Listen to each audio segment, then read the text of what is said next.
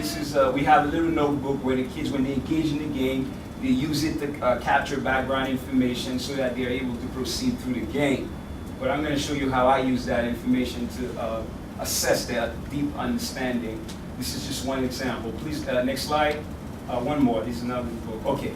So prior to the game, what we do is just the pre-S thing. Like, okay, let's see what do you know about whatever game reserve, and they actually thought at first it's a video game you play.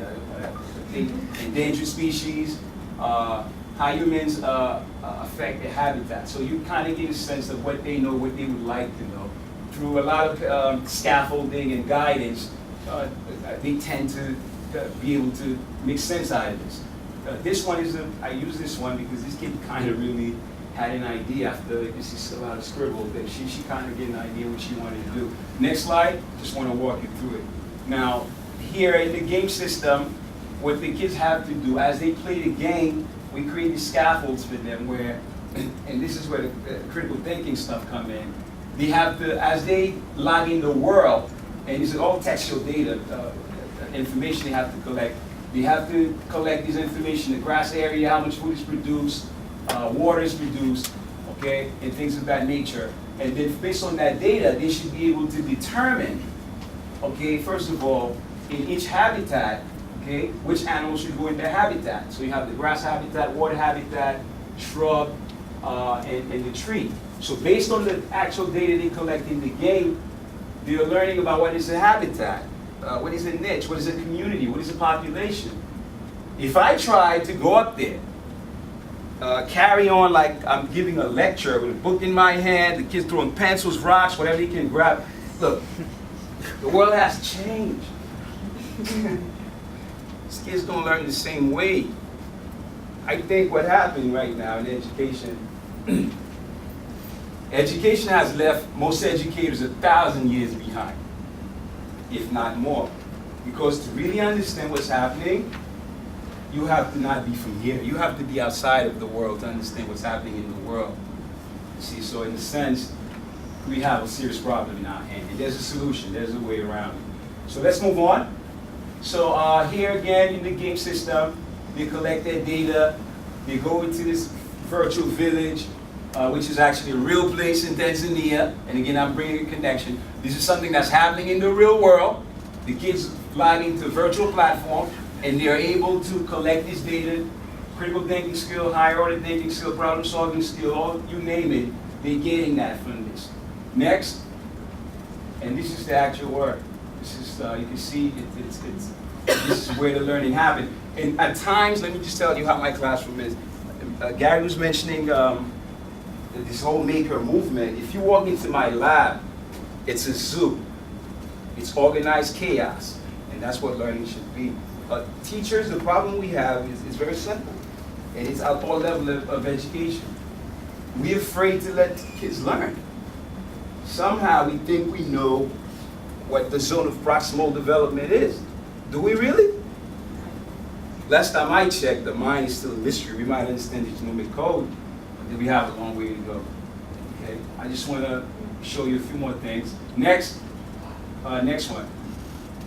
Okay, this here in regards to reflection, you mentioned Pappert's one of his main things was student reflection, which is so critical to any system. George's game system, reflection is the heart, because when the kids actually engage in these activities, they have to now show what they know. And we use these pieces to collect textual data and to see if they really understand what they're doing. And we create a system where I'm pretend I'm Habib, I'm this mystical character in Tanzania. They actually think they're writing to Habib, but I'm the one reading their paper. So to show you that so many different levels of how the game is so interesting. Next, that's part of the same thing. Next.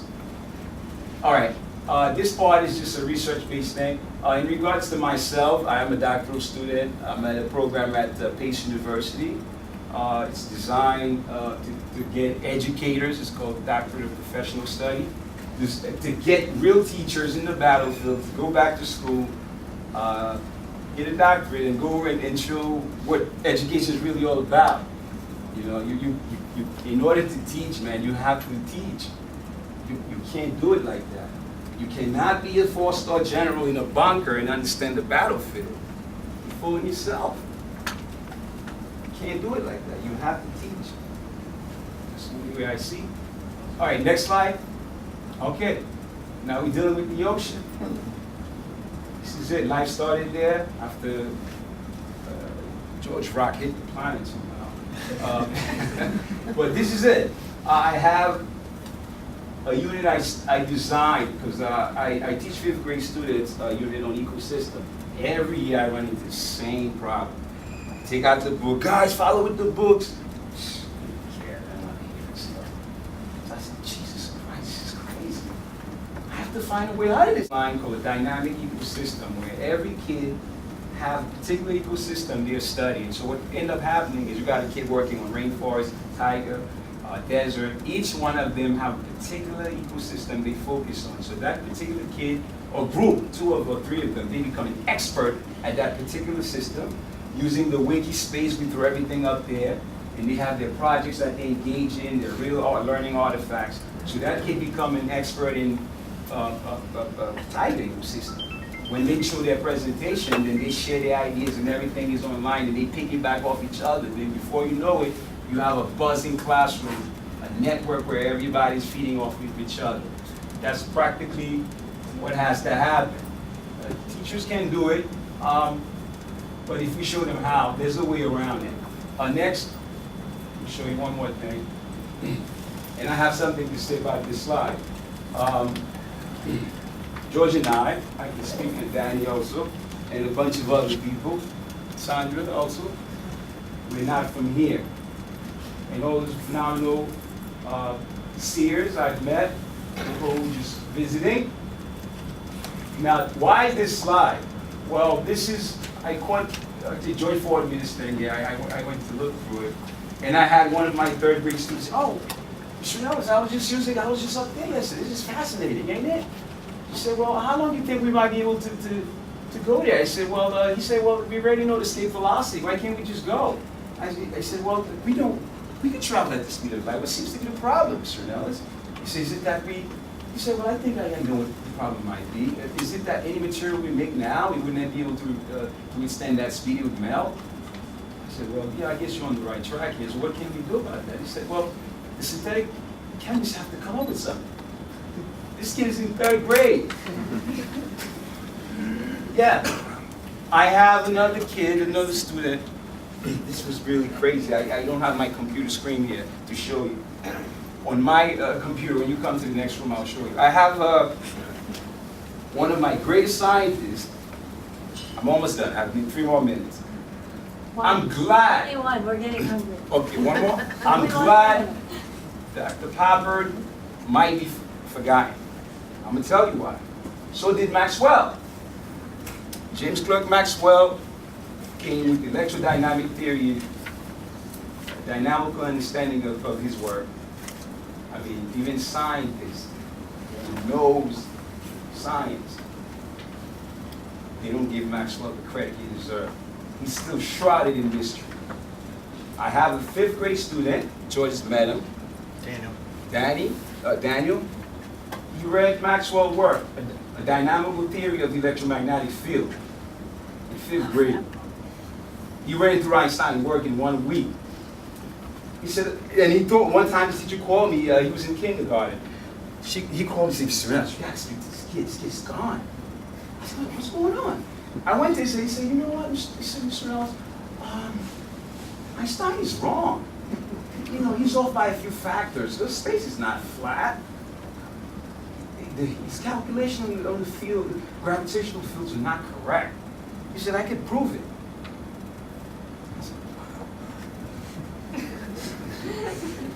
I said, okay. I said, Daniel, have you read Einstein's work? He said, I don't have anything. So I went home. I had a couple of books, small books. I gave him a book for like 7th grade level. He came back the next day and said, well, that was okay, but you have anything else you can show me? I just kept giving him books that I had. I ran out of books. When I got to Norbert Wiener's book, I give him Claude Shannon's stuff on the mathematical theory of communication. He ran through it. he just went through everything. So this is on the proximal, the CBD thing we talked about. And the last thing I want to